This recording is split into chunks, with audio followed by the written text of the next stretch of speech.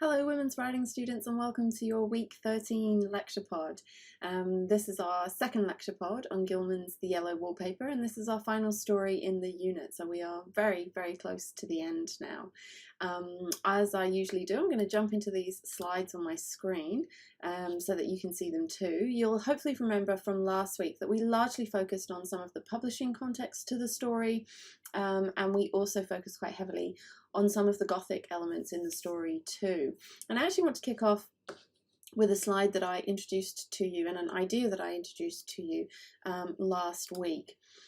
This week's lecture pod is largely going to focus on women and madness, but also look a little bit at some of the racial and some of the class dimensions in the story. And I wanted to start off by thinking about women and madness, and I wanted to do that by returning to this figure of Bertha Rochester. You might remember from last week's lecture pod that I started to talk to you a little bit about a character, Bertha Rochester, from another 19th century text, and that text was Charlotte Bronte's Jane Eyre, which was published in 1847. And I suggested that this was part of the kind of Gothic, some of the Gothic elements in the story, this idea of a kind of Gothic doubling or twinning that we often see in this genre of writing.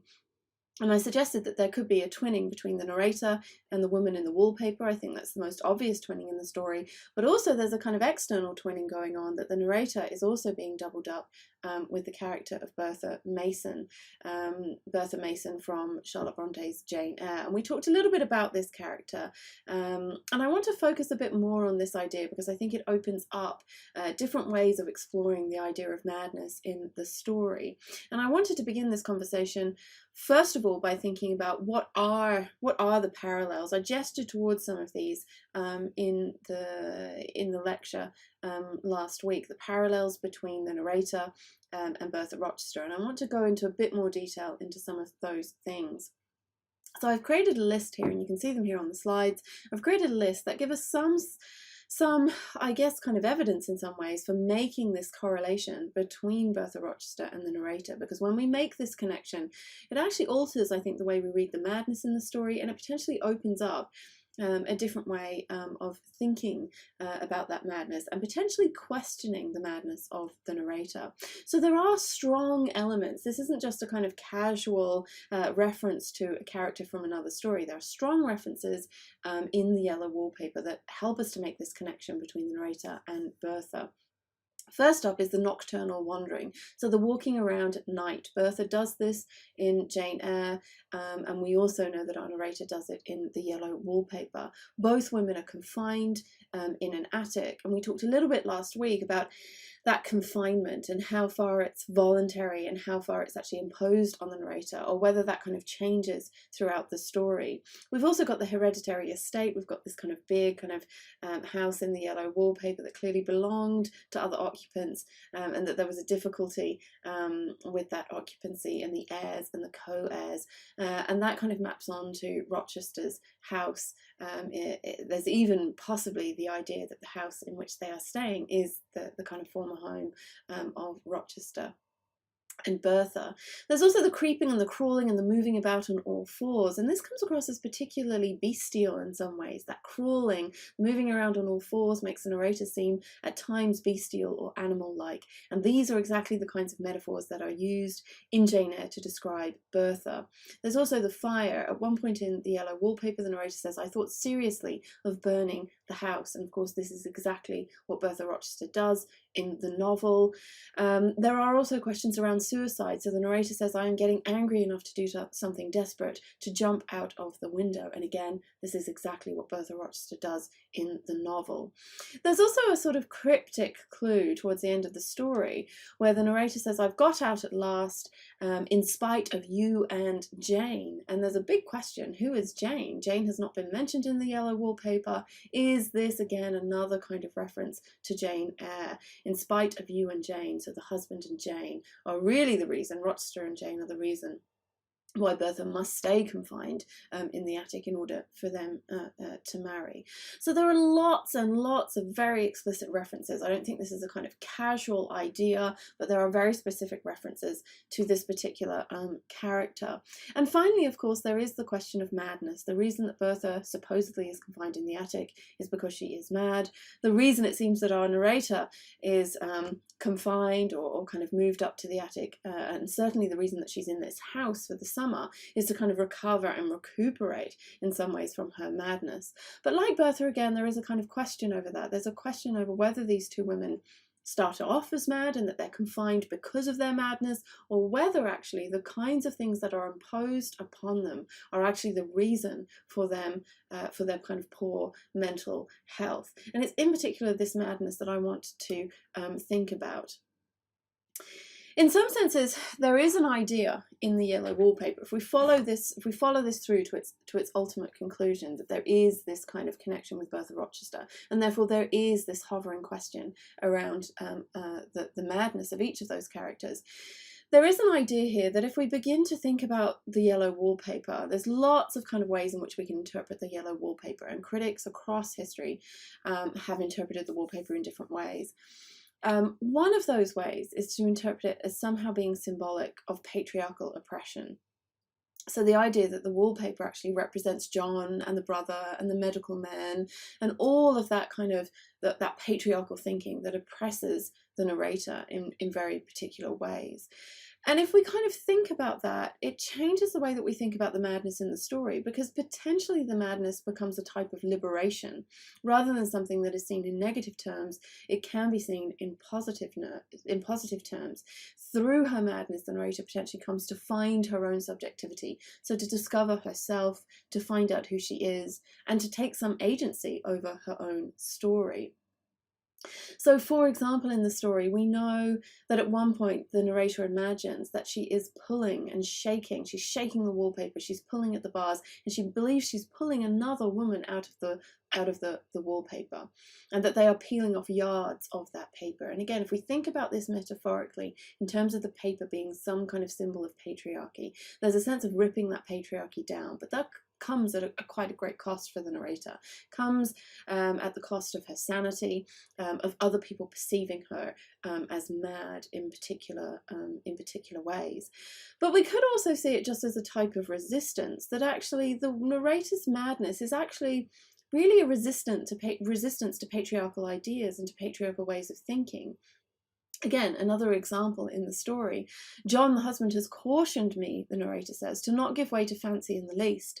He says that with my imaginative power and habit of story making, a nervous weakness like mine is sure to lead to all manner of excited fancies, and that I ought to use my will and good sense to check the tendency.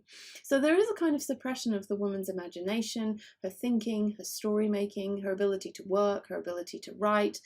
And in many ways, it's through her madness that she's freed from this. So it's her secretive writing in the journal where she begins to find some expression for what she's thinking and for what she's feeling. And we could see this as a type of resistance against that. I mean, in the story, the woman is very much figured as kind of irrational against the rationality of the men and the doctors that are telling her what she ought to do. But we could flip that around. Is that a kind of madness, or is that a kind of liberation, actually, the writing in the diary, the returning to who she actually is, a thinking person, not just someone to be taken care of and somebody to be told what to do.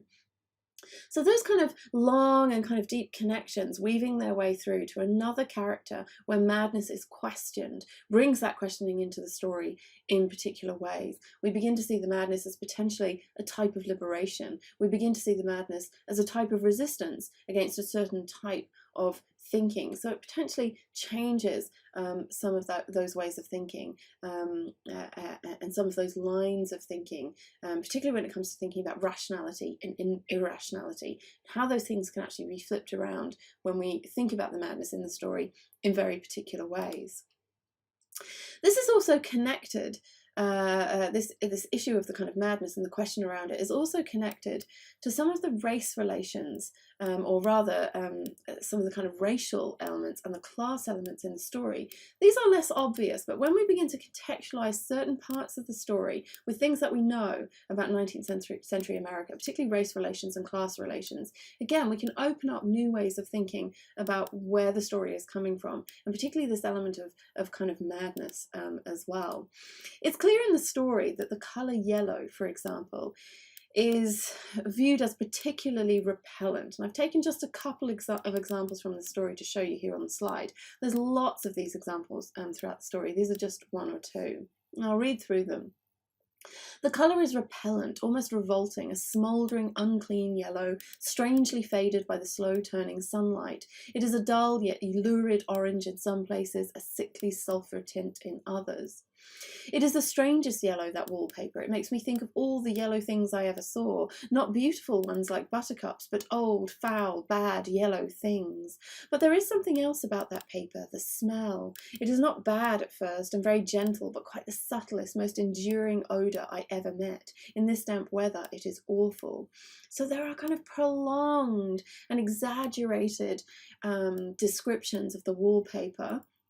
And within those descriptions, there are also descriptions of the colour itself, that the colour yellow is repellent, that it is unclean, that it is foul, that it is bad, that it smells awful, the most enduring odour I ever met. It doesn't disappear, it's just there all of the time. And so, again, if we begin to apply some kind of historical context to this, what might a 19th century reader be thinking about when they think about the colour yellow? What connotations or associations might it have, and how might these apply to the story? Well, there's at least one class and one racial connotation that we can think about in this particular context. Let's think about the racial one first. In late 19th century America, the phrase or the term, the yellow peril, would have been very common to 19th century readers. What was this referring to? Well, late 19th century middle-class Anglo-America was a culture that was obsessed in many ways with maintaining class and race boundaries, particularly against the increasing numbers of immigrants from Southern and Eastern Europe, including Jews and Poles and Hungarians, Italians, the Irish, as well as people from China and Japan. In California, for example, there was a Chinese Exclusion Act that was put into place in 1882, and this meant that Chinese people were excluded from any kind of further immigration into the US. So there's a real fear at this time around kind of increasing immigration. It's a narrative and a rhetoric that I think we're still very familiar with, both in America and contemporary America, and also in contemporary Australia right now, possibly even the UK too. So this is something we can actually feel quite familiar with, but it was very much associated with this phrase, the idea of the yellow peril, the idea that countries like America were going to be overcome with kind of Chinese and Japanese immigrants. So it was seen as a peril, something dangerous, something to be stopped. And there's a couple of kind of cartoons here that give you a sense of that yellow peril and these kind of demonized kind of Chinese and Japanese figures. So certainly the color yellow was associated with that a particular kind of immigrant, and one that was seen as a threat to America. The colour yellow was also associated with a very popular cartoon character called the Yellow Kid.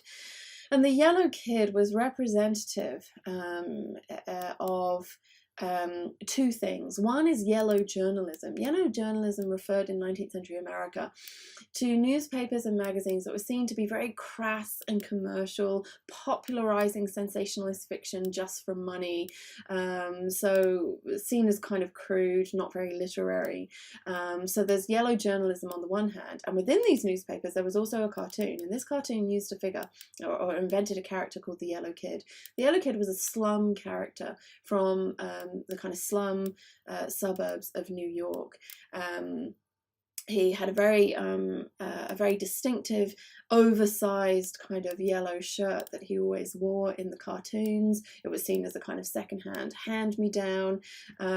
He always had a shaved head, which was often seen in those slum areas with some kids. The reason their head was shaved was because of lice and because of nits that spread in those kind of slum places. So it was a character that was associated with the lower classes, the slum classes of New York City.